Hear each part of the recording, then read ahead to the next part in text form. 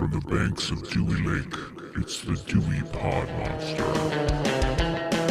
Time for HORRORWEEN 2025. All right, welcome back. My name is John, and this is the Dewey Pod Monster podcast. This is your weekly podcast about consumption. This is a special episode. This week, we have a guest with us. I'll tell you some other stuff in a minute. Our guest is BP. BP, how are you doing? I'm having the best time of my life. Glad to hear it. And of course, we have Sean with us, who is the host of this show. Sean, how are you today? I'm so used to this intro that I totally zoned out that you missed anything, and then you called perfect attention to it. I want to say I'm going to drive my long steel missile down your love canal, John. Well, while Sean is missiling my love canal, I should let you know that we are proud members of the You Run Podcast Network. If you're interested, you can find any of our previous episodes, any of our upcoming episodes, and all of the other great shows on the You Run Podcast Network at yourunpodcast.com.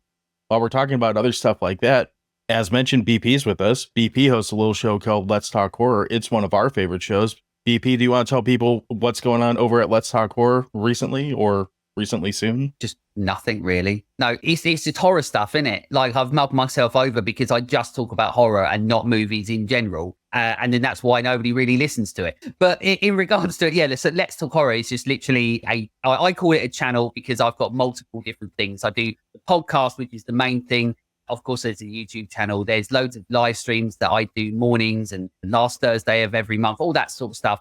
Basically, if you like horror, but you like to listen or watch to an absolute moron, not know what he's saying with zero brains, but yet it ends up becoming like very honest conversations and very passionate about horror, then come and check it out. If you don't do like that, then don't bother. That's a good pitch. See, and from what I hear, England is always looking for a place to talk about horror. So you bloody cunts need to go over to Let's Talk Horror and, have a conversation about horror. Absolutely. That's what he's here for. Absolutely, cunts. Before we get into the episode, I don't want to ignore Sean. Sean, how have you been since the last time we chatted? Anything you want to bring up before we roll into this? No, you just turn on this website and I'm here. I live here. It's fine. It's good. Every now and then we feed you some beer and some pretzels and you're fine. Yeah. It's like Max Headroom, but not as cool. That's, that's a fair point. So this week we are talking about the movie Trick or Treat from 1986. Before we get into this, I do want to just let you guys know that if you are in the local Detroit area, this is our movie for Frankenstein's this month. So we will be showing this movie in all its 1980s glam metal glory at the end of the month in October at Batch Brewing. Keep an eye on our social networks because I don't have the exact date yet, but it will be posted in the near future. And BP, like any guest that's been on an episode for a Frankenstein's recording, if you feel like crossing the pond and coming out to watch the movie, you have a place here you can stay. We'll make sure you don't have to at least pay for room and board. I'm the most upset man in the entire world knowing that I can't come to this. This is why teleportation needs to be a real thing, because I don't care how much it will hurt. I would be there to watch this movie with you guys. And then you regret having me, of course, because I'll be the one that gets arrested and can never come home. But I'd love to be there. With the state of the country these days, you're more likely to get arrested and get sent home. So you might just never be allowed back. That's a good point. Yeah. Maybe I should. So, I can come and do whatever the fuck I want. See, there you go. The movie we're talking about is Trick or Treat. It's from 1986. This is a movie that, to my knowledge, BP discovered relatively recently and basically demanded that we have him on for an episode about this. So you're now the second person to make your way onto the show that's flat out demanded a movie that we talk about. So I appreciate that. Before we get into too much with that, we're going to go to our third party review, which is where we usually start. And this review comes from GJ. And they say, this is an unmitigated cheese fest that is more annoying than entertaining. The lead actor is particularly unlikable.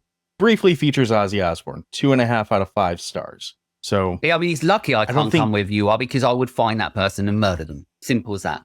With electricity? I'd do a hammer and some fire. I don't care. I hate that person. Simple as that. Well, you've heard it here first. GJ is on BP's shit list. Note to anyone with 2 initials as a name, watch out. You better like this movie. And that in mind, Sean, do you want to tell us a little bit about what Trick or Treat is about? Yeah, so for that, I go over to IMDb and I type in the words Trick or Treat. And that brings up a couple different movies, but the one we're going to talk about is from 1986. It has an R rating. It is an hour and 38 minutes. It gets a 5.9 out of 10 from 8,900 Yeah, 8,900 different reviews. Had to think about that. We're going to read a little thing at the top. Never sure what it's called, but they wouldn't put it on top if they didn't want it read first. It says, a bullied teenage boy is devastated after the death of his heavy metal icon, Sammi Kerr. But as Halloween night approaches, he discovers that he may be the only one who can stop Sammi from making a satanic comeback from beyond the grave. And if we scroll on down to the storyline, this one comes care of Gene Carlson, which I would think is someone from Norway or Sweden or somewhere, and no email address, but he says, Eddie Weinbauer is a typical all-American teenager, at least he was, until he fell under the evil spell of rock music. Now he's obsessed with this heavy metal superstar idol, Sammi Curr, who is killed in a hotel fire. Eddie becomes the recipient of the only copy of Kerr's unreleased album, which, when played backwards, sends a message of destruction. And as Halloween approaches, Eddie begins to realize this isn't only rock and roll, it's life and death, and he must draw the line to thwart this mission. Sean, before we start breaking into this one, who is in this movie? So there's a lot of people in this movie. None of them most people will particularly know, but we'll go through the motions here. We have Marc Price, who plays Ragman Eddie Weinbauer. You may know him from Family Ties, and that's pretty much it, the TV show. We got Tony Fields, who plays Sammi Kerr. He was in Dance Academy, which was once a contender for our January fitness aerobic style movies. New Year's resolutions, is that what it's probably called? Hear about it again. Yeah, I don't know. Of those, so. I don't know. We'll see. He was in a bunch of random episodes of TV shows like The Tracy Ullman Show, Monsters, the TV anthology horror show, and an episode of LA Law. We've got Doug Savant, who plays Tim Haney. You may know him from Desperate Housewives, Maniac Cop 3, Melrose Place. We've got Gene Simmons, who plays Nuke, and he's been in some great movies like Never Too Young to Die and Runaway and some other shit. And then we've got Ozzy Osbourne very shortly, who plays Reverend Aaron Gilstrom. And I wanted to mention, we've got Alice Nunn, who plays some random lady on TV, and you may know her as Large Marge from Pee-wee's Big Adventure. She's the old lady, isn't she? That the one we yeah, get the one that what gets happens to pulled her, through but- the TV. Yep. Yeah. Yeah. Mm-hmm. Only to be vacuumed up. So I already kind of broke the bubble on this, but BP, you said this is a recent find for you. So how did you come across Trick or Treat 40-ish years after the fact? Well, this is a movie that I've always wanted to see, but as we know, I mean, I'm not going to bang on about it too much because I do all the time, but the UK is shit for horror. Simple as that. We don't get a lot of movies, or we get a very limited release of movies. There are a million movies in horror that we all want to see and love, but we never get a release over here. So this is a movie that I've known about for a long time, that has always sort of popped up. And the only way I ever get to learn about things is stuff like Red Letter Media, where they actually had it on an episode of theirs. And I'm like, there's that movie that I want to see again.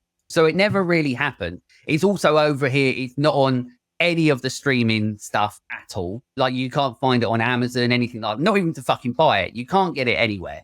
And I basically managed to, it was just by pure accident that I managed to find a Blu-ray version of this movie, because in Germany, it's called Ragman. It's not called Trick or Treat.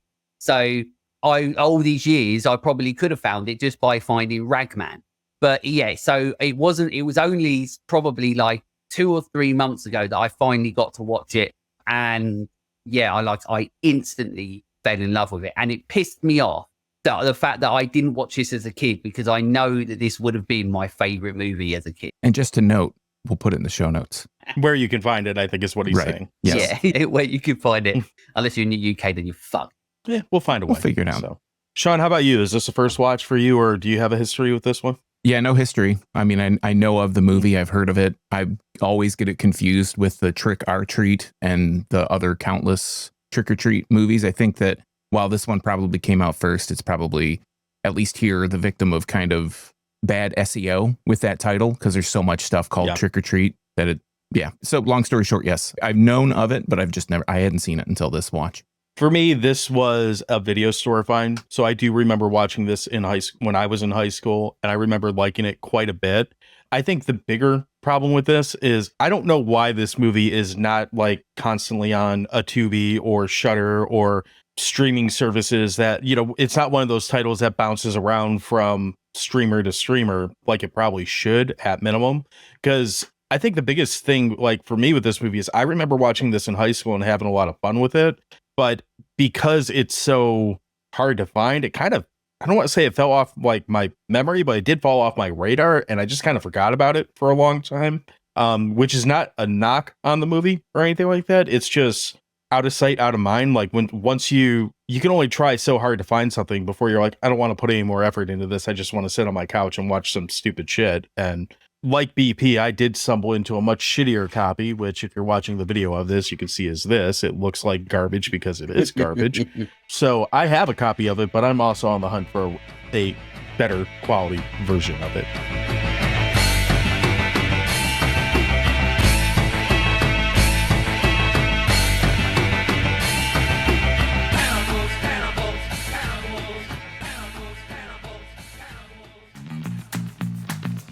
Hi everyone, AI John here. Have you ever watched a movie that you loved and wished you could get a fresh perspective from someone who's never seen that movie before? That's just what's in store for you on the Reaction Shot podcast. Dave takes a deep dive with his guests to chat, dissect, and review these movies, and even discuss the impact the movie had on pop culture. Head over to yourunpodcast.com to check them out and all the other members of the You Run Podcast Network. And that kind of breaks us into talking about this movie a little bit. So in my opinion, there's a lot to like about this movie, but there's also a lot that you could talk about on this movie on both sides of it. So again, BP, you demanded to talk about this, so I'll let you lead us on this. What makes you love Trick or Treat so much? And please don't say the little kid with the sack on his head. No, yeah, then it's a completely different fucking movie. I have done more notes for this movie than I've done for any other guest spot that I've ever done, because I literally don't know where to fucking start. First of all, I mean, we might as well start with this. Behind me here, this movie has the greatest soundtrack that's ever been made. If anybody disagrees, which you will, couldn't give a shit. This is the greatest soundtrack that's ever been made. You're kind of pointing at Art, but I like it. Fuck Art the Clown. There it is. Tell me where it is. There it is. Right there. You're close enough. Yeah, basically, that soundtrack that's behind me, obviously I got since watching this movie, but it's the greatest soundtrack of all time that plays throughout the movie. It's all done by the same band called Fastway. But it's literally, it's a fucking album, but it's the greatest soundtrack album that's ever been made.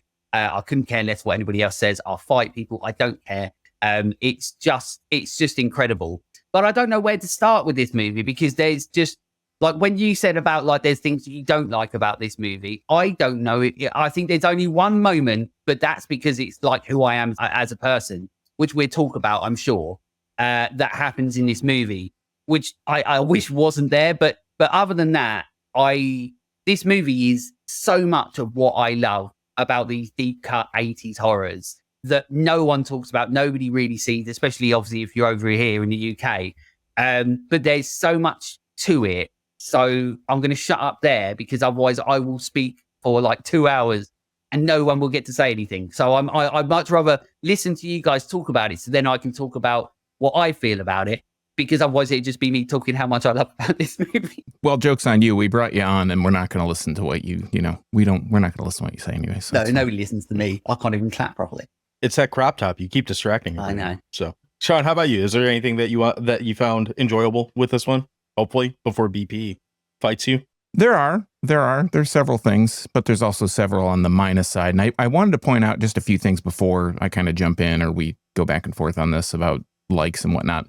So I didn't mention it in the cast thing, but this is directed by Charles Martin Smith, who was actually in the movie. He's the teacher with the Groucho Marx disguise thing, and he's like hey, it's that guy in Hollywood. He's been in tons of movies and shows, and if you've seen his picture, you'd recognize him. He's been in tons of stuff. I didn't mention that, but first film too. Yeah, and he's only that he directed. Not his. He's been an actor before this. Yeah, and I think he's only directed like under double digit, maybe like 9 maybe movies. I don't have his whole resume pulled up, but it seems like he hasn't directed a whole lot, but he has directed a few things.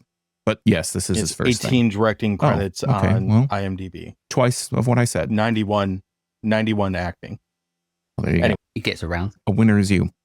Couple things I want to mention, like about this movie before we kind of dig into it. And the one thing I guess that I really wanted to mention is Sammi Kerr, the main rock dude, the bad guy, the villain. Have you guys ever seen Brain Scan? Yes. with No. Eddie Furlong. And it has a lot of vibes, like similar vibes to that movie. He not only does this movie have similar vibes to that movie, and also Halloween 3, oddly enough, like the way that the story kind of goes. He looks like I believe Trickster. one of the writers worked on Halloween 3, if I remember right. But anyway, Sammi Kerr looks like Trickster from Brainscan to me. Like he's not Trickster's a little bit more grotesque, but they have the same kind of vibe. Their look is kind of similar, except I think I know like who you mean. Isn't he like a little bit more like fucked up, like in the face and stuff? Yeah, I think I know who you mean now. Yeah, you're right. Yeah, Eddie Furlong plays the DVD or the CD-ROM game or whatever, and he comes out of the computer essentially. But he kind of does the same thing. I thought it was just really weird. Like Brainscan's from the 90s, so it's way after this movie. So obviously, if there was any inspiration taken, it would have been the other way. But it was just a weird kind of thing. Like that guy, instantly, I see him. And Tony Fields, who plays Sammi Kerr, he's supposed to be 38. He dies really early in the movie. It's just a news report that says he dies. He looks older than I do. Like this guy's 38. Holy shit, man! He lived a hard ass life. I don't know if you think the same thing as me, but the guy looks more like a stand-up comedian with a wig on than he does a fucking rocker. Like he does not look like, like your Axl Rose and things like that. Like they've just shoved on this rock stuff on him, but he does look like you're saying, like he looks more like a 40-odd-year-old, maybe even pushing 50, old rocker, but like not a rocker. He looks like a stand-up comic. I'm going to disagree with you on that. I think they did a really good job of making him look like mid-80s hair thrash, like LA thrash. This is straight out of early Motley Crue, LA Guns. I think that scene is what they're going for. Well, so there's interviews with the actor that played him, and he said that basically his entire look is designed by Gene Simmons and Ozzy, and they gave him pointers, and because he's I think he was a stage actor before this. He's like a dancer. Yeah, something like that.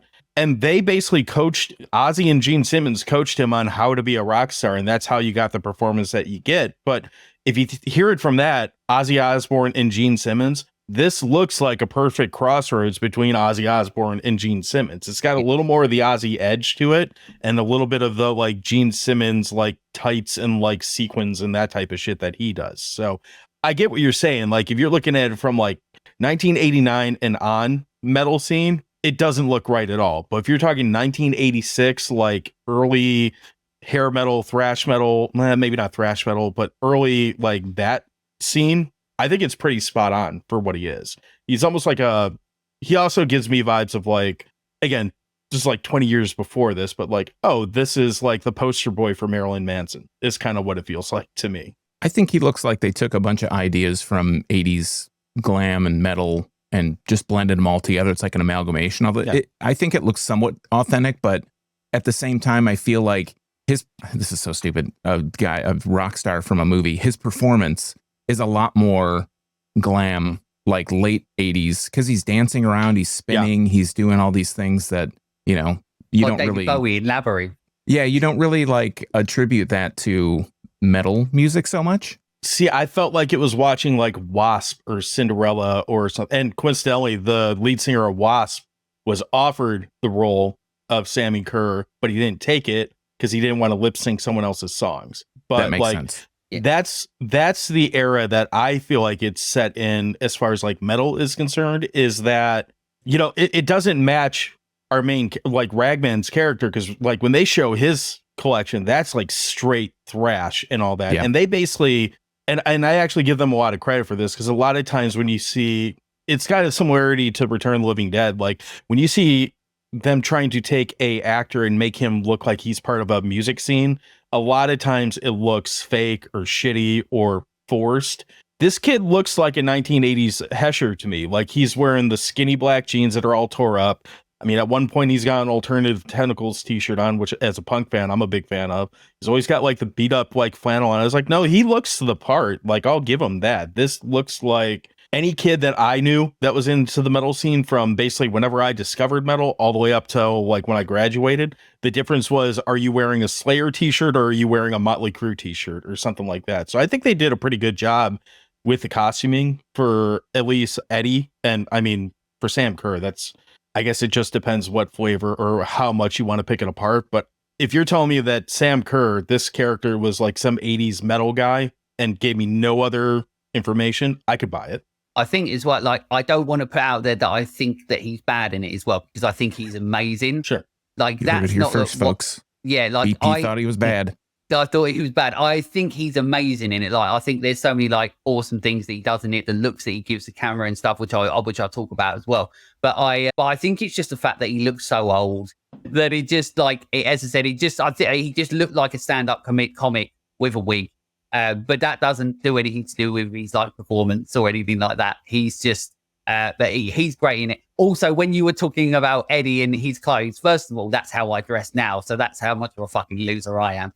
But also, I didn't mean it as a negative. Oh, no. Days are Well, back. yeah, I know, but maybe I should grow up a bit. But I don't know if you did notice that there is one moment where you've got like his nerdy, like proper nerdy friend that he's got. And there's that bit where he's been a proper perv looking up that girl's skirt.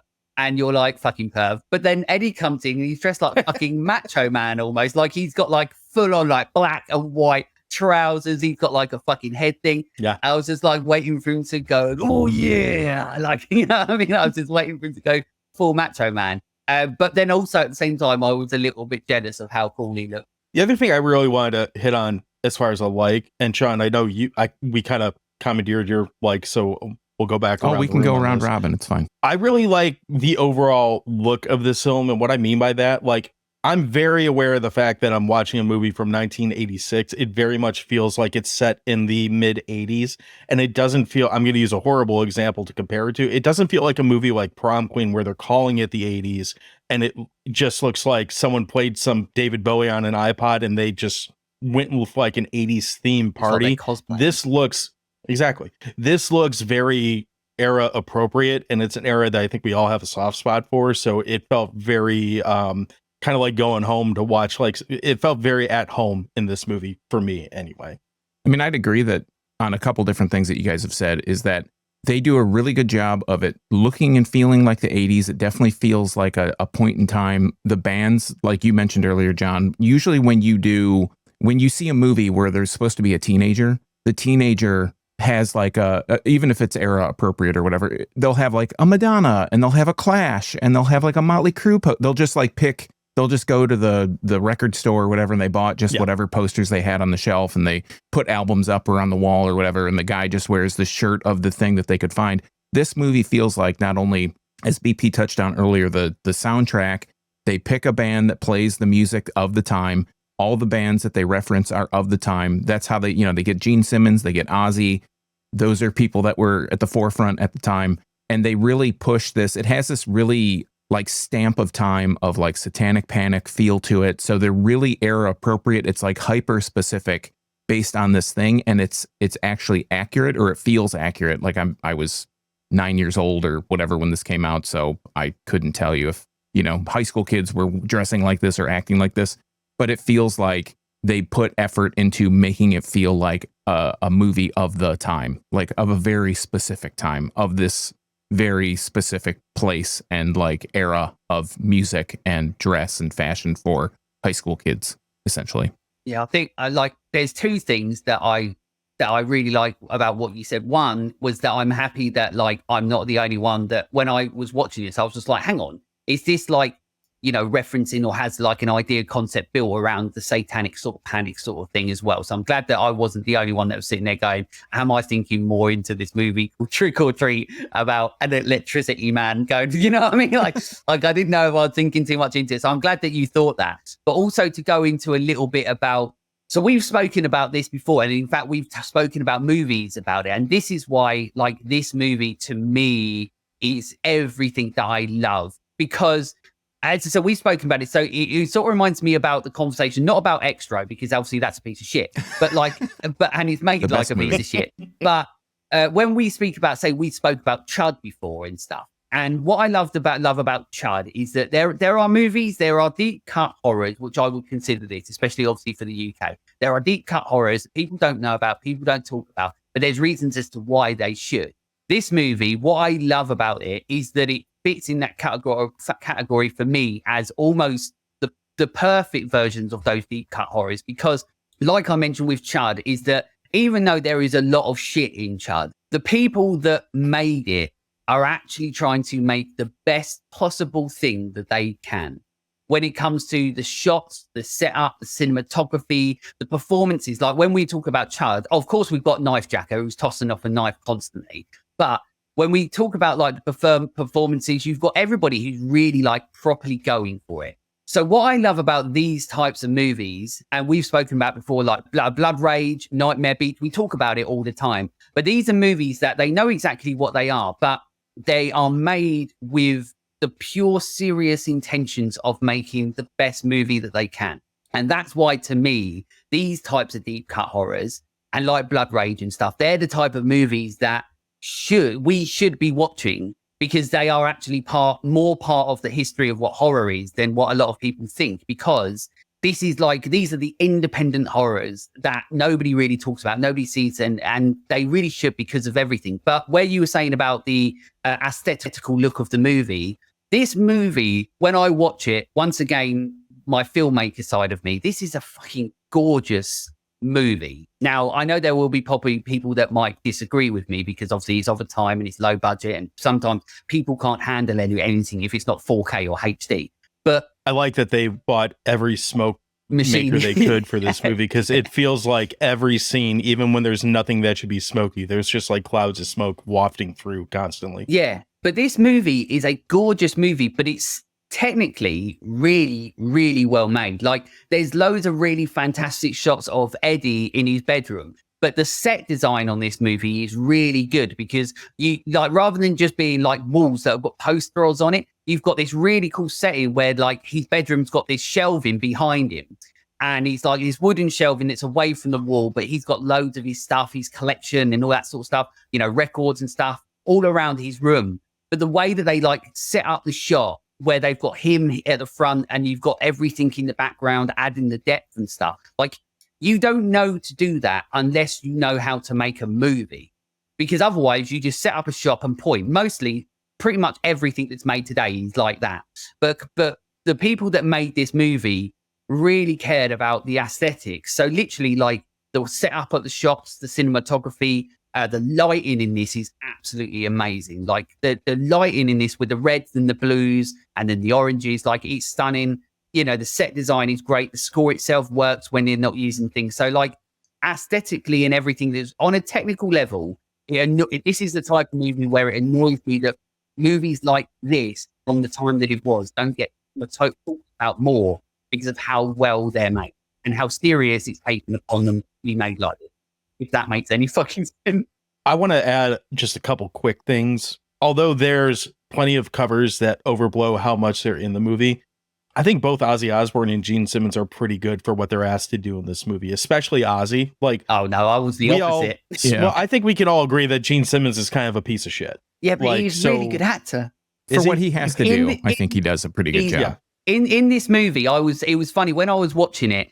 Gene Simmons, I was like, I'm actually happy to spend more time learning more about this character and like where he came from, sort of thing. And I like the relationship that they have. But the problem is like, sometimes when you take people that aren't actors and put them into movies like this, they seem like actors. And Gene Simmons, I feel like he never felt like he was like Gene Simmons. Like, obviously he didn't have the fucking makeup on and the giant fucking tongue. But you know what I mean? But like, you know, a Happy Gilmore mask or whatever it was. But you know it's Gene Simmons, but it doesn't feel like Gene Simmons. But with the Aussie bit, with him, as much as I love his cameo in it, and it sounds really horrible because, you know, R.I.P. Aussie, and I'm a piece of shit for saying it. But I feel like more so as much as I love his moments in the movie, he feels more like the actor that was like the musician that was put into a movie to do that performance. So he never feels like part of the movie. It just feels like, oh, that's Ozzy Osbourne. You know what I mean? But then that's not a bad thing. To his credit, what I like about him, he came in with no acting experience and told them, I don't know how to act. And they threw his script away and told him, this is what you are. You're basically everyone that's been coming after you. And they just let him wing it. And I think it works for what it is, because he's not his character in the movie. It's some Bible thumping evangelicus, whatever. So they're not exactly someone that I would expect to be like well-versed in being on TV either. So it works for me. I mean, I like him. Don't get me wrong. I love him. The other thing I really like about this movie is, especially for the time, this movie was the original script for this movie was just a generic Halloween knockoff slasher movie. I like that this movie it has a unique voice, at least for the time. Like, I can't think of another movie from this era that feels quite like this movie. And I think that's probably its strongest thing that you can give it. Whether you like the movie or not is a whole different conversation, but I can't think of another movie from this era that is so outside the box for what this movie tried to accomplish. I like also the fact that there's so much happening in this movie that's like just constant. Like, for example, I love the fact that the jerks in this are actually fucking horrible jerks. Like, they are like actual piece of shit jocks that actually want to try and kill this kid. You know what I mean? Like, they're fucking horrible. They're not like, like Saved by the Bell sort of jocks, they're like horrible fucking pieces of shit until like, he starts going against them. And then like the jock guy sort of becomes like, please don't hurt us. And you're like, fuck off. Like, you know what I mean? But I love the fact that there's like loads of stuff that happens. Like I love the chase. I mean, I suppose it is a bit Saved by the Bell, but I love the chase through the school where everything is getting thrown in front of them and they're falling over everything. And that's great. I was just waiting for the disabled person in a wheelchair to be pushed in front of them and then for them to go over. But I love all that sort of stuff. But yeah, you're right. Like, I love how they're adding like all these extra elements and extra layers. Once again, that's one of the reasons why I love this movie, because it isn't just, about the fact that there's like, a kid who's like the outcast, and, he's having a bit of a fucked up time, but then he decides to summon Satan or something like that. And then all this shit happens, like there's an actual like concept and idea that's different and feels like, for the time and still pretty fresh, And I love that. I think there's a couple of really cool car chase scenes in this as well that are done really well. I really enjoy those moments as well. But yeah, I just also, it does feel a little bit like a long Goosebumps episode. I was going to say, so Sean, this movie, that whole section in the school is like the blueprint of present day creating a school shooter, because this kid is bullied so incessantly that today you would hear about, so when little Johnny went to, whatever, and he shot all these classmates and whatnot. It's like he's getting bullied pretty incessantly by the jerk, like group of kids. They set him up. They set him up to come to this. They don't set him up, but the female love interest of the movie kind of inadvertently sets him up to come to this pool party. And they like put a weight in his backpack and they throw him in the water and he can't get it out. And he's like drowning in this pool and all the kids are laughing around. Like it's and they make him naked at some point as well. And you're like, how horrible is this? Like the setup, it's a great setup for you to feel sorry for this kid. Like that's the thing, like for sure. But they don't like beat around the bush, so to speak. They're like, these people are fucking horrible. So you need to feel for this kid who's a nice kid, but he just like metal music, and then all this other fucking shit happens. So Sean, I'm going to leave it up to you at this point. Do you want to continue with likes, or do you want to pivot into some stuff that we might have to pick apart this movie on? No, I'd like to continue with a couple likes that I wanted to just kind of throw in there. I've got a whole fucking list of likes. Yeah. I know just got that's why we're cutting you off, sir. That's why you're getting cut off. No, I think it's a really cool idea that Eddie is, once he gets that record and he learns what he can do with the record, and it's kind of like a genie wish. He makes a genie wish that he wants to kind of fuck them all, basically, because they're everybody in the school, save for his nerd friend, who, again, era accurate nerd, is not Pocket Protector, Revenge of the Nerds nerd. It's just like a guy who wears plaid shirts and has glasses and his hair is kind of greasy and they eat lunch together. So shout out to all the 80s nerds back there that weren't wearing pocket protectors. But I love the fact that once Eddie gets this power, he's able to infuse mixtapes basically with demon power that has like, when you listen to it, demons come out of the tape thing and they undress your girlfriend and melt your ears. And I mean, we haven't spoken demon rape. Ghost demon raping. We haven't even spoken about that. I mean, the thing is, that's the bit that I don't necessarily like, because I've always been against any form of sexual assault in movies. See, I didn't like it until they cut the camera to the monster. I'm like, what the fuck? Kind of made me like, nobody's lauding the actual act of it. It's just that my thing is that he has the ability to infuse these tapes with demonic power that fuck people over when they listen to it. I thought that was a really cool concept. Did I ever tell you the story? I don't know if I did, about the girl that had the Casper dream. Did I ever tell you about that? Because it sort of fits in with the ghost raping or the demon raping. Did I ever tell you this? I'm gonna tell you it anyway. I'm almost terrified to know where this is Right, going to okay. go. I would So love I used to I work would with love to this know how girl. it would come up in normal conversation. Yeah, this is But go how ahead. ghost rape. But we, but we. So there was this girl that I used to work with, and one day she came to work, and then she was just like, "I had a really like fucking weird dream last night," and obviously I didn't expect what was going to come out of her mouth, so I was just like, "Oh, okay," and she's just like, and she actually looked like a little bit distraught by it, so it must have been pretty heavy. But she was just like, "I had a dream last night that I got raped by Casper," and I was like, "What?" And she was just like, "Yeah, Casper," and I was like, "The fucking ghost." And she was just like, "Yeah, Casper." And she's just like, it was really weird because it felt really real. And I was just like, that's fucked up. And she was just like, so I was in her dream. You know, when you have those dreams when you're in bed, but it genuinely feels like it's real, like like you're actually in bed and you feel like you've just woken up. Well, that's what she had. So she was like having this dream. I'm not going to say her name, obviously, because she'll be like, "Fuck you, piece of shit." But yeah, so She'll be one of the 10 people that listen to this. she might be. But anyway, so yeah, so she had this dream where she sort of like was waking up, but she just felt like really uncomfortable and stuff. But then she looked over to her window and Casper was going out an open window and he turned around and went, "Shh," like that to her and fucking flew away. And that was her dream. And she's just like, so I think I had a dream where I got raped by Casper. And now I want to do a cartoon called Casper the Over-Friendly Ghost, where he keeps going around doing like dirty things to people and leaving the window going, "Shh." That's the end of the intro where he's just going, "Shh," and then flies away. But yeah, that's. I don't know who owns the right to Casper the Friendly Ghost, but I don't think they're going to sign off on Casper the Rapey Ghost. That's Casper the Over-Friendly Ghost. That's why it's going to work. Mm. But that's her dream. But that's the problem. Now I watch this movie, I'm like now reminded of that dream that she had all the time. But yeah. Great movie. All right. Comcast owns Casper. Oh, well, yeah, they're definitely not going to be okay with it. Oh, So. well, that's annoying. Any other likes, Sean? The other thing I really wanted to just point out, like a specific scene, is when Sammi comes back from, well, he's not when he just comes back, but when he plays the school dance and he takes over from the actual lead singer. Sammi, if you haven't seen this movie, hopefully you have, but he's able to teleport essentially anywhere where electricity is. And he brings a guy, he grabs the guy's face through a speaker. The guy's like listening to his amp, and Sammi reaches through, explodes him, and then takes his place as the lead singer of this band.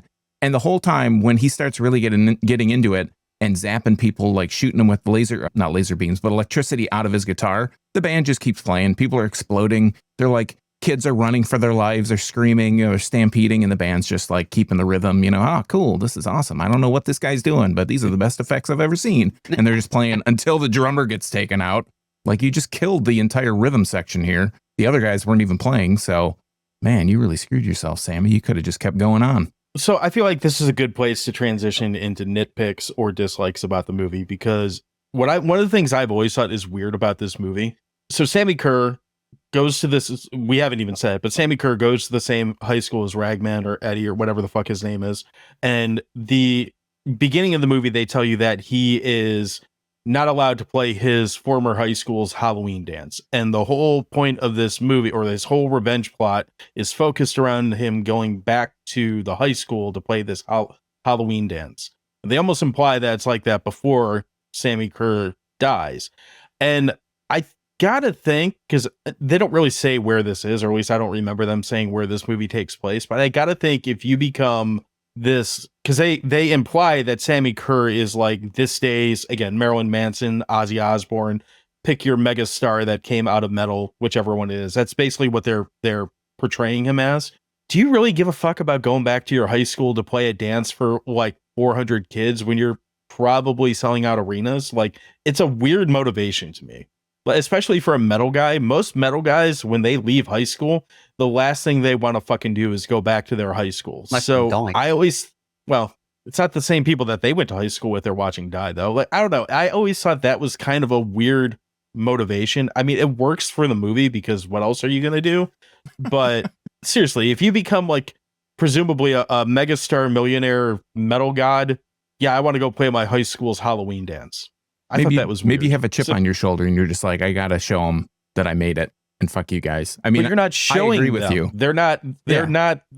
The people you're showing aren't going to be at the current class's high school dance. Wouldn't you want to go to your high school reunion and play that if that's the case? Maybe it's the teachers and he's just like, I'm going to show those motherfucking teachers they were fucking horrible. Well, it seems like one of those towns that people don't move away from either. Well, that's like, true. So, I went to a school where everybody in my high school, I moved into the high school and everybody there seemed like, oh, my parents had these same teachers, 15 years ago because they're all, you know, teen pregnancies and shit. But I didn't get a laugh from that. Jesus Christ, you guys are fucking dour. But haha, that's hilarious. Keep teen joking. pregnancy. Haha. It's just a shitty area. So at least I thought it was. That's what I got.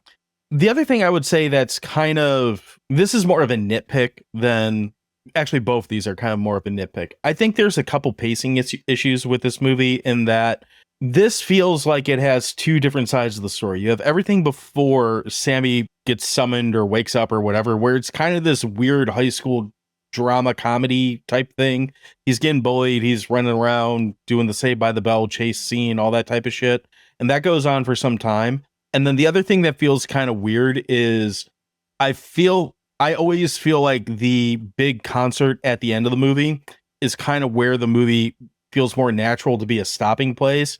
And they get through that concert and you look at the runtime and there's still like 20 minutes to go after that. They're like, oh, we got to go run to the radio station and stop Gene Simmons from playing this song now, which is starting as we get in the car. Well, I don't know where the radio station is. Yeah, it's 11:59 and it's going to go off at midnight. And they're like, we got to get there and turn it off. It's like, I think you're a little late. I think they've unleashed that. Right. So I would say that's probably the bigger thing is that I feel like it's not enough to take you out of the movie. Like there's enough fun shit that happens with it that I'm like, well, you can overlook it. But I do think it has a little bit of a pacing problem with that. The only other thing I would say, and this is probably more accurate for the 1980s than I want it to be, but I wouldn't mind seeing more Halloween theming around the school or around the neighborhood or wherever they're going. Again, this is 1986. It's not 1996 when people really started like overkilling that. So it's probably more accurate. But we said the same thing about Primal Rage when we talked about that. Like that movie also takes place on Halloween and you don't ever see anything Halloween until they get to the big dance scene at the end. This movie kind of feels the same way. It takes place, like a week leading up to Halloween or something like that. And it doesn't really feel like it's Halloween until they get to the Halloween dance. A couple things that my points are specifically on those same topics. I feel like this movie should have stopped at 117. The concert thing happens, and then they really tack on all the Halloween 3 Season of the Witch kind of themes that they want to tack on with, we got to get to the radio station, turn it off. I'm calling the station and they're not answering and it's on a tape and blah, blah, blah. Hustler. It's okay. Yeah. The security guard, he's sleeping and then nobody's going to be able to turn it off. So they have to go there. So, I mean, they didn't do that in Halloween 3, but it's the same kind of like motif of calling the place, turn it off. Something bad's going to happen. The other thing is, and I just feel like that should be kind of dropped off. And one of my complaints about movies that take place around Halloween in general, this movie, like you said, John, it doesn't have any feel like in the States here, even in 1986. Like people would have paper cutouts and shit on their doors or like cutesy little Halloween things. It's not so over the top now where people don't have like 16-foot tall skeletons out in their yard and, inflatables of witches and pumpkins and all that shit out in their yard. But there was a little bit more theming of Halloween than this movie is just kind of like, oh yeah, by the way, it's Halloween. This is something bad's going to happen on Halloween. And I guess they have to tie in Trick or Treat because otherwise there's absolutely no tie to the name of this movie if it didn't take place in Halloween. So it kind of feels like they had to stitch that together. I mean, I just have a big kind of complaint where they don't tell you it's Halloween. The other thing is like this movie to me, none of these characters are likable. Everybody just seems like a schmuck. Like Skippy or Ragman or Eddie, he just seems like kind of like a turdy kid. Skippy. Anyways, he's just... From now on, he's Skippy. Well, he's Skippy from Family Ties. Just like the peanut butter. He's Skippy from Family Ties. So that's where I kind of relate it from. But it just doesn't feel like anybody in this movie you really want to see come through. He's kind of a turd. The jock kids are more of turds. It's like the lesser of two evils. And the girl, the love interest, who we haven't even brought her up because she's so insignificant in this movie.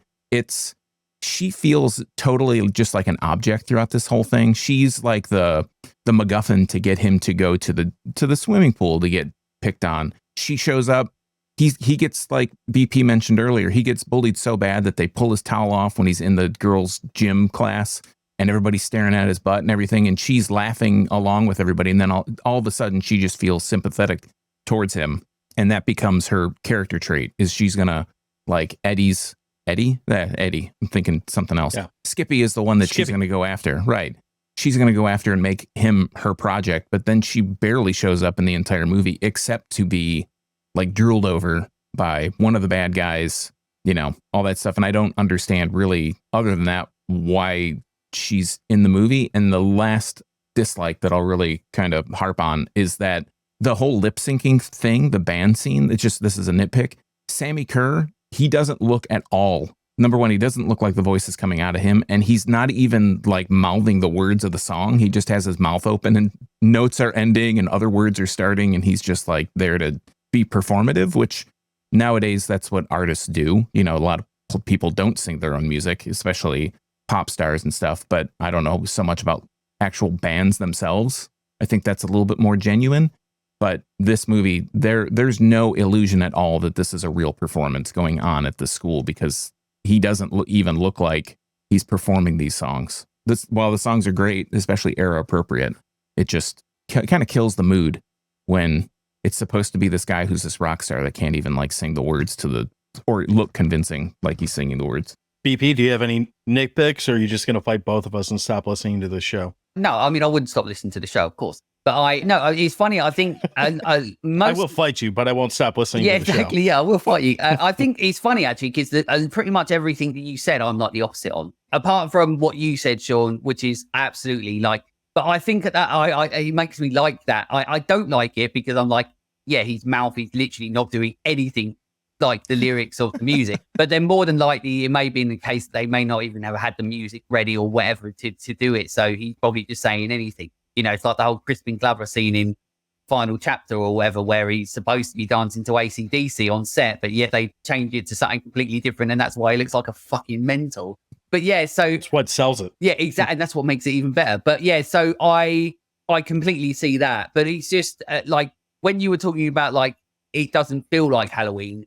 I agree with you, because there should have been more like, you know, a lot more aesthetical look of what Halloween is. But then I was just like, but then you've got the cool scene with the pumpkins outside the house where he's managing to like make the pumpkins almost rise up in light and fire and stuff like that and stuff. So there's like the moments of it like that. I mean, this is a movie that I will watch every single Halloween. Like it will be part of my Halloween watch list. But also, like where you were saying that you don't necessarily like the characters so much, I fucking love the characters. Like I love Eddie. Also, I don't know, like with Eddie, what's funny is, so they have, I think they've even mentioned this, but so obviously Stranger Things, you've got the Eddie character, who's an outcast, who's a metalhead, and the lighting in this is literally, there are moments in it where it looks like it's taken from Stranger Things. There's the bits where Eddie is like there looking at his record, and you've got the red and blue light like each side of him. And if you take that out of it, you're like, it looks like Stranger Things. Obviously, he has multiple comparisons to the character in Stranger Things, but apparently they've even come out and been like, oh no, he wasn't like an inspiration. I was like, fuck you. Like, yes, he was. And they just don't want to admit to it. So as far as I'm concerned, this is where their idea of, if they could tell me to my face, I'm wrong. And I will say, fuck you, you're wrong. And that's how it is. But I think he is based on it. But I do really like Eddie. You know, I really feel sorry for him. I like the friend. I feel like I like his friend in it because he actually feels like a friend. Like I like the fact that like he's actually there for him, and essentially like he's happy to kill him, trying to kill himself to save his friend. You know, with the scene that happens with the electrical box sort of thing, he's happy to that, and luckily he doesn't die. So I like that there's actually like a friendship connection there. I see what you see about the girl. She's just essentially just to be there to be a female character in the movie. But yeah, there's not much that I don't like about this movie, apart from the crappy lip syncing, which I get why. I think the only thing that I really get pissed off with the movie is that you've got this like crazy presence, this crazy force of Sammi Curr or Cure or whatever his fucking name is. But he like almost gets killed by a toilet. Like that's the bit that really pisses me off. I'm like, you've got, and also like the practical effects in this for 86, like the lightning, like sometimes lightning looks really bad. I still think to this day the lightning effects on it, you know, like, you know, the when he's shooting all the electricity out of him, the electricity effects I think still look really good. Like when I was watching it the other day for like the millionth time since I've been watching it, but I was like, they still look really good. But the fact that he's almost killed by a toilet, that annoys me. So that's that. But that is my biggest gripe in the movie in regards to like what I don't like about it is purely just the fact that he nearly dies because of a toilet. Other than that, I love every single thing about this movie. I mean, I've got so much more down here. We've done all the likes, haven't we? I mean, I've got fucking loads more that I could go through. I'm not going to bother then.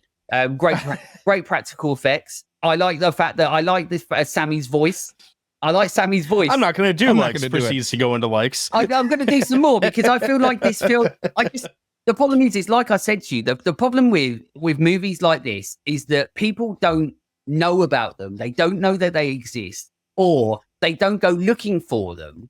And like I said to you, there's so many reasons as to why people like this. Like I've even recently like sort of tried writing an article about it because I mean, obviously I'm too fucking dumb to do it. So I'll put it in ChatGPT or something. I don't know. But I've recently because I feel like the more and more I deep dive into 80s horror, the more and more there is where I'm like, there's a lot of really creative, unique ideas and concepts that, and also like the technical side of it as well is always really impressive that I feel like it always gets left behind because people obviously tend to go to the bigger movies. And obviously if you're a horror fan that is just like, I like horror movies. And then you go to the 80s and you're like, oh, Friday the 13th or Nightmare on Elm Street and stuff like that. Then, you start going down and you're like, oh, Chopping Mall and Society. But I'm like, I wouldn't consider them. I consider those sort of movies more known than some of the other ones that we speak about. So, yeah, it's one of those things like I just want people to watch these movies because I think they are inspiring in regards to the moment in time in the 80s where they were, and they should be seen more. But I actually think they're quite inspiring to filmmakers because they actually, when you look at these movies, you go, these people who were making it actually wanted to make something that looked and feels really good on a very small budget. And they made it probably look and behave as a movie better than what they probably should have.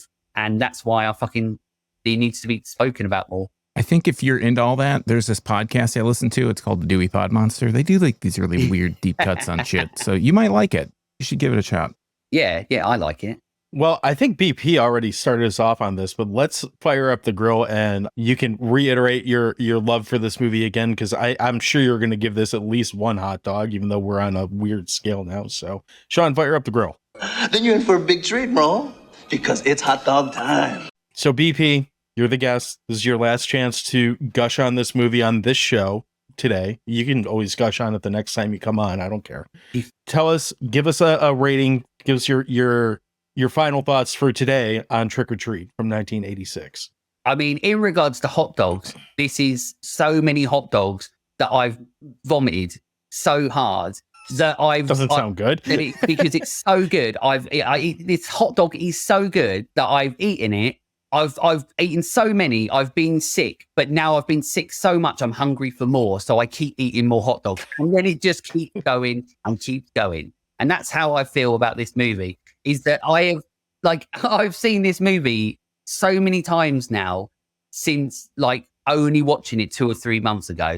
This is just one of those movies that as I keep saying, it's one of these movies from the time in the 80s that I absolutely love, that I could just sit there and watch, this movie and, Intruder, Blood Rage, all those sort of movies, just watch them back to back and then just enjoy my life a little bit more than I do when I'm not doing this. I just love it. I love everything about it. It has definitely become an absolute joy of mine. It's an absolute comfort movie of mine now. And I just fucking love it. And I just wish people would have liked it more than as much as I did, apparently. I got to say, you now own the record for most awkward, favorable review of a movie that this show has ever had. Good. So, and I like that. Sean, you want to go next? Whose hot dog is this, huh? Is it yours? All right. So for me, regardless of BP's impassioned plea to love this movie, I cannot take Marc Price, the lead actor, Skippy, Eddie, Ragman. I can't take him seriously in lead role. He just doesn't have enough charisma for me to really, I don't know, this sounds very trite, but care about him as a character. It doesn't help his cause because everyone in the movie is a putz. I mean, maybe that kind of helps a little bit, but everybody in this movie seems like they're just a huge putz. I think that the movie's got a very interesting concept. Like I said, I talked about Brain Scan pulled like a lot from this movie, and this movie pulls a lot from Halloween 3. I think it's a interesting time frame, almost to a fault.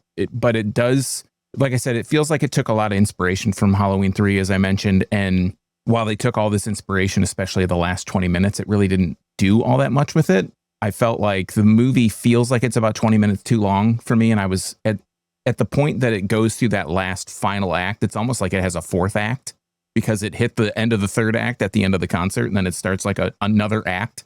And you're like, well, that's kind of weird. It just feels that last 20 minutes just felt too long, and I was waiting for it to be over with. But by the time you get to the end, it's probably like one of the most anticlimactic endings that I've seen in a long time. He just basically calls this being into existence again and just drives into water, and it's over. And I hate to spoil it for you, but that's what happens. And if you haven't seen it before, if you're curious what all the hubbub was about, I think this really does encapsulate like satanic panic and the problem with rock music, or not the problem, but the perceived like evangelical problem with 80s rock music and all that shit. I think it's a really cool time capsule because, like we've gushed about it over and over, it does feel like a very authentic look into this time frame, into this music scene specifically. And it has the bona fides of having like Ozzy and Gene Simmons putting their spin, their input was actually taken seriously for this movie. And like, I didn't know the piece about Ozzy kind of improvising all his lines because he's just kind of talking about what's been projected onto him. And that's almost more impressive to me. Overall, I give the movie half a hot dog. I feel like it's a little bit under duress. I wasn't like super entertained by the movie, but I definitely felt it had a lot of good points, but it had just as many for me, like kind of dislikes that really evened it out to just be half a hot dog. So half a hot dog is my rating. Utah, give me 2 hot dogs. So if we were still on the old rating scale, this is one that would be like a pretty solid 7.5 for me. I do really like this movie. I have a lot of fun with this movie, but I can also see why I kind of forgot about this movie for a big chunk of time, because it is a little disjointed at times, but I think it's more good than bad. I have a soft spot for movies that have like this whole live music angle to it, like embedded in the story. So it hits the notes with that. I feel like this would be a really good like house party movie, or a movie to like pair with something like Return of the Living Dead, which also has a lot of fun musical cues in it. So, get your buddies around with a couple 6-packs and watch, crazy 80s movies. This is one for you. And I do appreciate this feels like a very original concept, at least for the time. So these are all positives. Again, all the negatives that Sean kind of hit on, I don't really have a strong retort against them. Like they're all, I don't think you're talking shit about the movie. I think you're seeing like legitimate things that you could pick the movie apart for. So it's not like you're saying this is just fucking garbage, but right. For our current rating scale, it's a full hot dog for me, just because I have more fun with it than not. I am really looking forward to watching this with an audience. I kind of think that will make a big difference with it. It did for Waxworks, so probably won't hurt for this. So I think that will be fun. But yeah, it's a full hot dog. I like it. It's got metal stuff in it. And could it be better? Sure. But what movie couldn't be better? There's not a lot of them out there that you can't have some critique on. Unless you're BP with this movie, because he loves everything about this movie. Fucking love it all. It's the greatest movies ever been made. Apart from a lot of other movies. But this is what's great about a movie like this, is like you get to like have a discussion about it. And then like you exactly like what John was saying about what Sean was saying, was the fact that you're not critiquing it from a place of like, this is a piece of shit. You actually, what's the point in talking about movies if you don't like, there's things that you don't like. Like, I don't like the fact that a toilet nearly kills him. That's fucking stupid.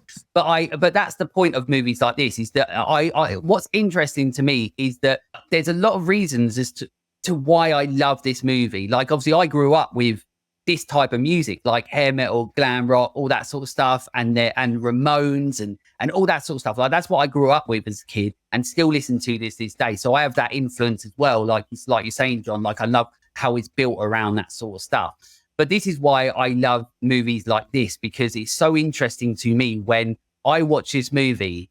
And honestly, like, I'm not just hamming it up for this or anything. I genuinely have fallen in love with this movie, like with an absolute passion. And that's from as a viewer, but also like viewing it on a technical side as a filmmaker, like the lighting and the set design and that stuff. Like, you know, like that's, I have fallen in love with this movie for everything. I'm doing that and it looks like I'm holding invisible boots. We can tell. But I truly love this movie. But that's why I love having conversations about movies like this, because I see every point that you guys are saying for anything you don't like about it. You're wrong. But I do like the fact that you're all saying it, because it makes me think about those things that are still right. But, you know.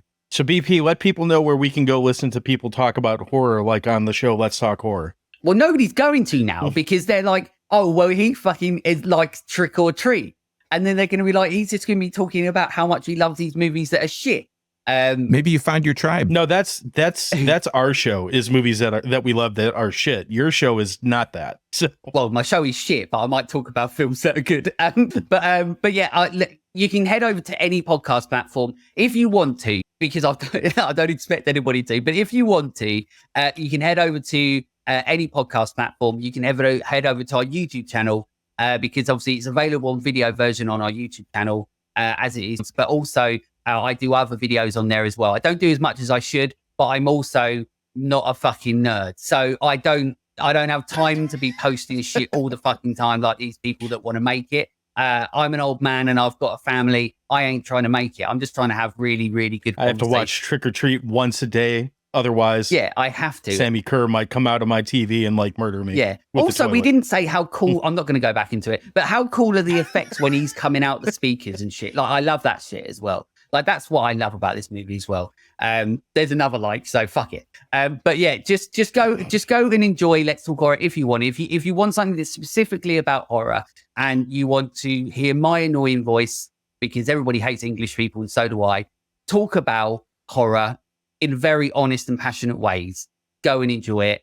I hope you do. And if you do, then you're my type of person. And if you don't... And you do a live show on Saturday mornings, right? Or Saturday mornings for US and... I mean, nobody joins on it. But yeah, live show every Saturday morning for the UK at 9:30 a.m. Whatever it is, your guys' time. Probably wait. Like 4 a.m. Yeah, so why the fuck people aren't getting up for it over in the States, I don't know. Because 4 a.m. wake up with BP, why not? But I also do an Instagram live on the last Thursday of every month where I do a horror quiz. I'm basically trying to do everything I can to give this community of horror, especially in the UK, where we don't really have, we have the community, but it's not like, you know, you guys are lucky enough to have over there, which is why I love watching anything I can with in the US about how they celebrate horror and Halloween and everything.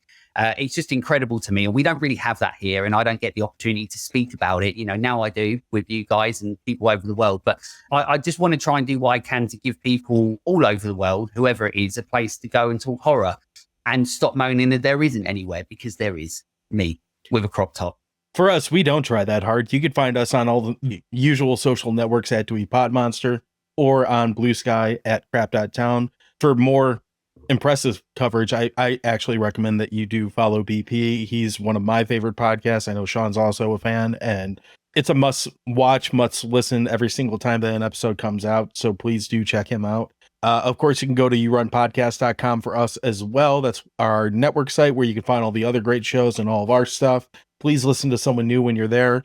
And you can also go to our site, which is crap.town. You can leave us feedback there. You can give us requests, whatever you want to hear us talk about, or maybe if you want to see something at Franks and Steins. Speaking of Franks and Steins, we're going to be at Batch Brewing at the end of the month. We're going to be showing this movie. Hopefully BP will find his way to get his lazy ass over here and come watch it with us. Fucking wish. We'll see. I'll put my arms out like in weapons and I'll fly. I'll run so fast. I'll fly over. I haven't seen that yet, but whatever you got to do, we're here for it. I wish. So. But yeah, come watch this movie with us at Franks and Steins. Will be fun. There's beer, there's hot dogs, there's other stuff. You know, it will be a good time. Sean, what am I forgetting?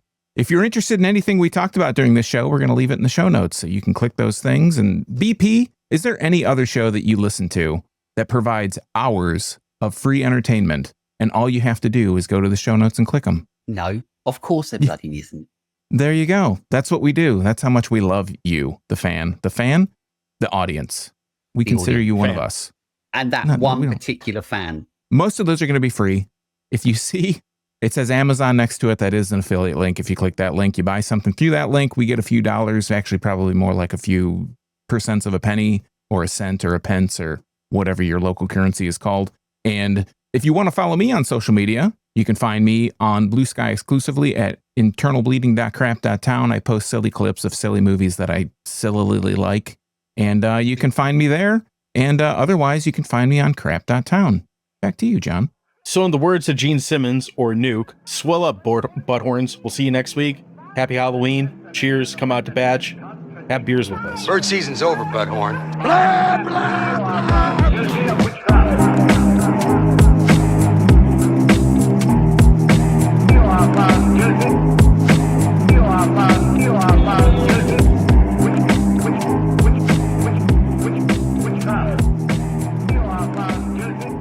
You may know him from this hair on my tongue.